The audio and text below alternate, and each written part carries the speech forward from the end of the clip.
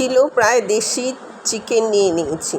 এবার চিকেনটা ধুয়ে পরিষ্কার করে তারপরে চিকেনটা রেখেছি। এবারে এর মধ্যে কি কি মশলা দিচ্ছি দেখুন। এটা হচ্ছে কিশমিশ মুরগি কোরমা, এটা এইভাবেই হয়। আমি এর মধ্যে যথারীতি নুন দিয়ে দিলাম। পরপর মশলাগুলো আমি দিচ্ছি। বাই দ্য ওয়ে, আমি নূপুর, আপনারা দেখছেন smile with Nupur and Tania. Please একটু সাবস্ক্রাইব করে দেবেন, বেল আইকনটা টিপতে ভুলবেন না, লাইক শেয়ার করে দিয়ে পাশে থাকবেন। তাহলে যখনই আমি নিত্য নতুন রেসিপি নিয়ে হাজির হব তখনই আপনাদের কাছে নোটিফিকেশান যথাসময়ে পৌঁছে যাবে। এবার ফিরে এলাম রান্নায়। ওর মধ্যে আমি জিরে 2 চামচ, জিরে 1 চামচ, ধনে 2 চামচ আর লঙ্কা 2 চামচ দিয়ে দিয়েছি। আর মশলার মধ্যে আদা রসুন বাটা, কাজু কিশমিশ বাটা, আর হচ্ছে এলাচ লবঙ্গ দারচিনি আর জয়িত্রী, এটা লাগবে। এবার আমি মশলাটা বেটে আমি ফিরে এলাম। দই দিয়ে মশলাটা বাটতে হবে, আর সাথে আপনার খানিকটা দই দিয়ে এটাকে মাখতে হবে। এবার দই দিয়ে আমি টক দই দিয়ে এটাকে মেখে যথারীতি রেখে দিচ্ছি। সমস্ত মশলা আর আপনার সমস্ত বেটে একসাথে, কোনো ফোড়ন কিচ্ছু দেইনি, আর শুধু এইভাবে মেখে আমি এটাকে করছি।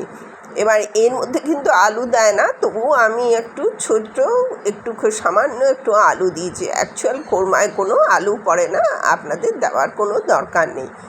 আর দিলে যদি দিয়ে তুলে নেবেন, আলাদা রেখে দেবেন, কারণ এইটা মুরগি মাংসটা একটু শক্ত, এটা বয়েল করতে একটু সময় লাগে।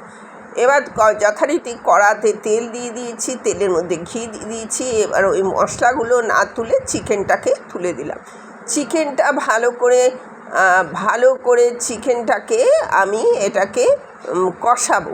এই চিকেন যত কষাবেন ততই চিকেনের স্বাদটা বাড়তে থাকবে। এটা চিকেনটা কষানো হয়ে গেলে, চিকেনটা দেখুন আমি একদম পুরোটা দিয়ে দিচ্ছি, কিন্তু মশলাটা আমি রেখে দিয়েছি, মশলাটা আমি পরে দেব।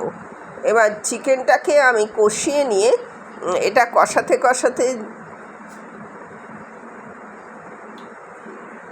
এটা চিকেন না, এটা কম।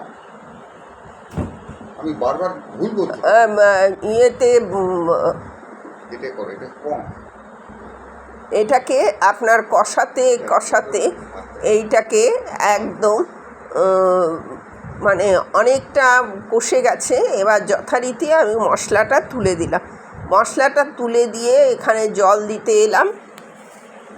জল দিয়ে মশলাটা কষিয়ে, জল ঠিক দেইনি, মশলাটা তুলে দিয়েছি। তুলে দিয়ে এটাকে আপনার ওই কিশমিশ বাটাটা আমি এর মধ্যে দিয়ে দিচ্ছি। দেখুন কষিয়ে গিয়ে এটা এমন একটা সুন্দর পজিশান এসছে, যেটা হচ্ছে খুবই ভালো লাগে। এটা আপনার হয়ে গেছে প্রায় কষাতে। এবার এর মধ্যে আমি যথারীতি জল দিয়ে দেবো। এই রেসিপিটা দিয়ে আপনি ভাত, রুটি, লুচি যে কোনো জিনিস খেতে পারবেন। অসাধারণ রান্নাকে কীভাবে সাধারণে আনা